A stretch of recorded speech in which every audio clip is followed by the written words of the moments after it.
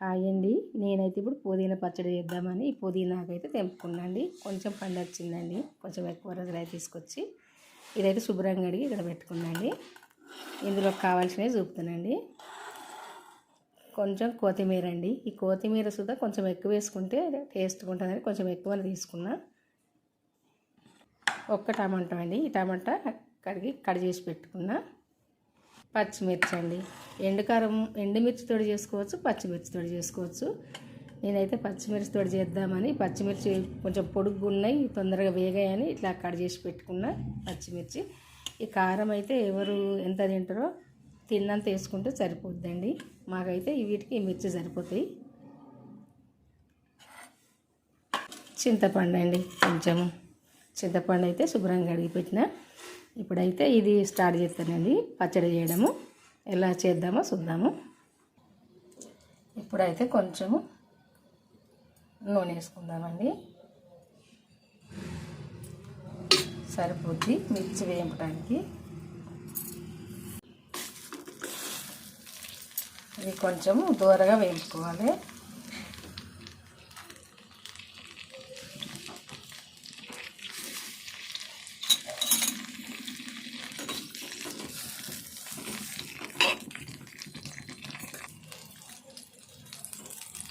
ఈ కలర్కి వచ్చేదాకా వేగితే సరిపోతాయండి. చూడండి, ఈ కలర్ అయితే సరిపోతుంది ఇలా వేగితే. ఇవైతే ఇప్పుడు మిక్సీ జార్లో తీసుకుంటామండి.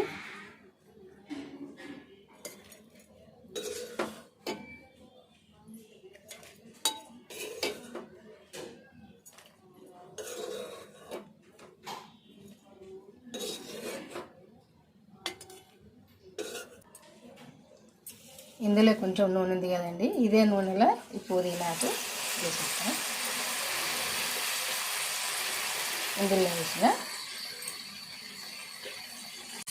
ఈ కొత్తిమీర కూడా ఇందులో వేస్తాను.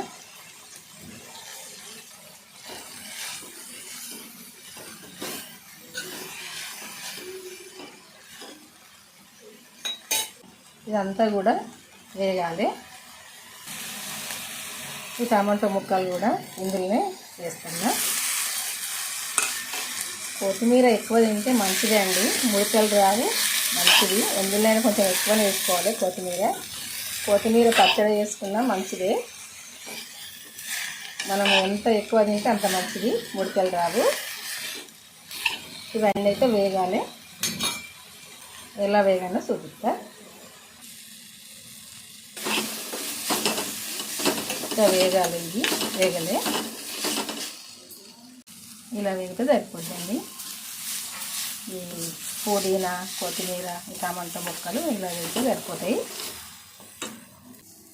ఇప్పుడు ఇది మిక్సీ జార్లో వేసుకున్నాను.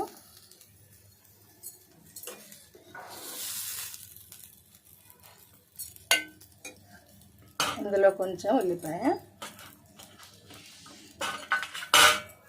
కొన్ని ఎల్లిపాయలు, కొంచెం జీలకర్ర,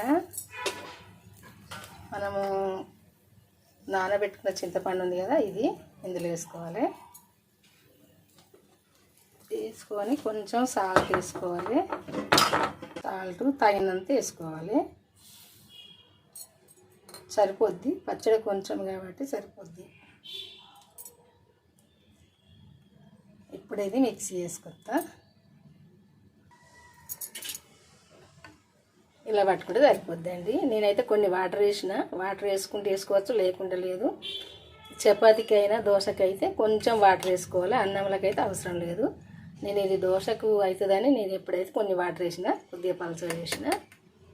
ఇది తాలింపు చేస్తే తాలింపు చేసుకోవచ్చు, లేకుంటే లేదు.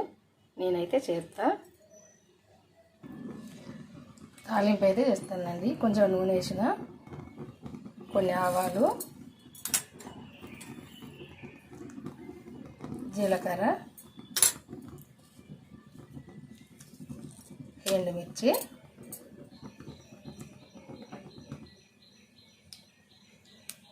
కొంచెం చిటపటంగానే కరివేపాకు, కొంచెం వేగాలి. ఇప్పుడు కొంచెం కరివేపాకు వేసుకోవాలి, కొంచెం పసుపు కలర్.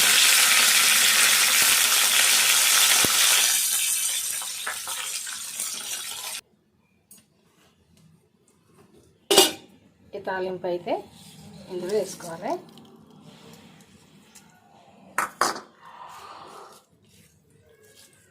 ఈ పుదీనా పచ్చడి అయితే చాలా టేస్ట్గా ఉంటుందండి. మీకు నచ్చితే మీరు చేసుకోవచ్చు.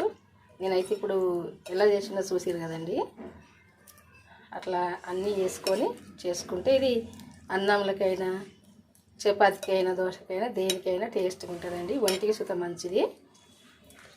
ఇలానైతే చేసిందండి. మా వంటకం నచ్చితే లైక్ చేయండి. బాయ్ అండి, ఉంటా, మళ్ళీ కలుద్దాము.